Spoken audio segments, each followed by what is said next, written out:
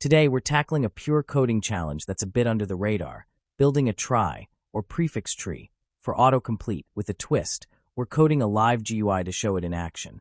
You'll see a search bar and a list that updates as you type. Here's the goal. Create a trie to store words and suggest completions based on what's typed. We will code a trie to manage words. Add autocomplete logic. Hook it up to a GUI with Python's tkinter. Now, I've given you two Python files here, trie.py and main.py. Let's start by looking at trie.py.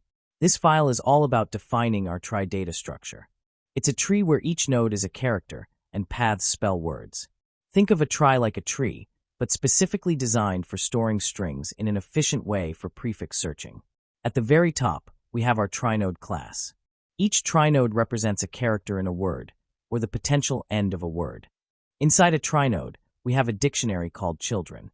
This dictionary is the key to how the trie works. The keys of this dictionary will be the characters that can come after the current character, and the values will be the next trie node in the sequence. So if we have the prefix CA, the C node in the root's children will point to the A node. We also have a Boolean flag called as end. This flag is set to true in a node if that node represents the end of a complete word that we've inserted into our trie. For example, if we insert cat, the T node will have as end set to true. Okay, so that's the building block, the trie node. Now let's look at the trie class itself. The trie class has a root attribute, which is just the starting trie node of our entire trie structure. It's like the trunk of our word tree. The first important method in the trie class is insert. This is how we add words to our trie. We start at the root node. Then, for each character in the word we want to insert, we check if that character is already a key in the current node's children dictionary. If the character is not there, it means we haven't encountered this path before, so we create a new trie node for that character and add it to the children dictionary. Then, we move down to this newly created child node. If the character is already there, it means we've followed this path before, so we simply move down to the existing child node. We repeat this process for all the characters in the word. Once we've processed the last character, we reach a node that represents the end of our word. At this point, we set the as end flag of this node to true.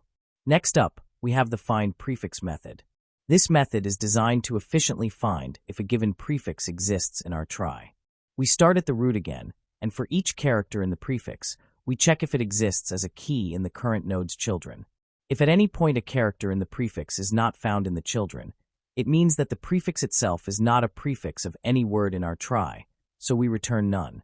If we successfully traverse through all the characters in the prefix, it means that the prefix exists as a path in our trie. We then return the last node we reached, which represents the end of the prefix. This node is important for our autocomplete functionality. Now, the heart of our autocomplete feature is the autocomplete method. First, it calls our find prefix method to see if the given prefix even exists in our trie. If find prefix returns none, it means there are no words in our trie that start with this prefix, so we just return an empty list of suggestions. If the prefix is found, we get the node representing the end of that prefix. From this node, we need to find all the complete words that extend from this prefix. This is where our recursive helper method DFS comes in. DFS stands for depth first search. We start at the prefix node. If the current node has its as end flag set to true, it means we've reached the end of a complete word, so we add the current prefix, which has now become a complete word, to our results list. Then, we iterate through all the children of the current node.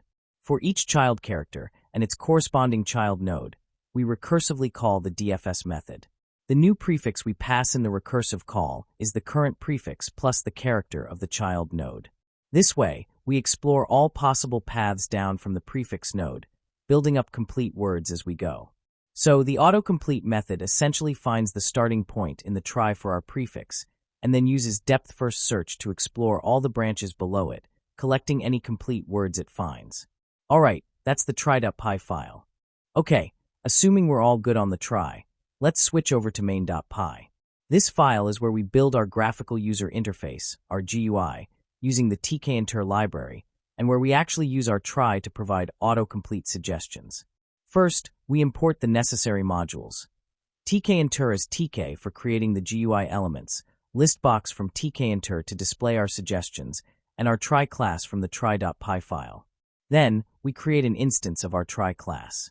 We also have a list of words. We then iterate through this list and insert each word into our Trie using the trie.insert method. So, our Trie is now populated with these sample words. Next, we set up the basic structure of our GUI using Trie and Trie. We create the main window, set its title to Autocomplete Demo, and give it a starting size. We then create an entry widget, which is basically a text input field where the user will type. We pack it into our window, which just means we're placing it in the window with some padding. Below the entry field, we create a list box widget. This is where we'll display the autocomplete suggestions. We set its width and height, and pack it into the window as well. To start with, we want to populate the list box with our initial list of words. So, we loop through our words list again and insert each word into the list box using listbox.insert. tk.end just means we're adding the word to the end of the list. Now for the crucial part, making the autocomplete actually work. We define a function called updateList. This function will be called every time the user types something in the entry field. The event argument contains information about the event that triggered the function, in our case, a key being released. Inside updateList, the first thing we do is clear the current contents of the list box using listbox.delete. This ensures we're not just adding suggestions to the old list. Then, we get the current text that the user has typed in the entry field using entry.get. This is our prefix.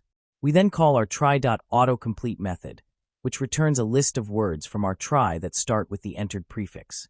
Finally, we iterate through the suggestions list that autocomplete returned and insert each suggestion into our list box, again using listbox.insert. To make this update list function run whenever the user types, we use the entry.bind line.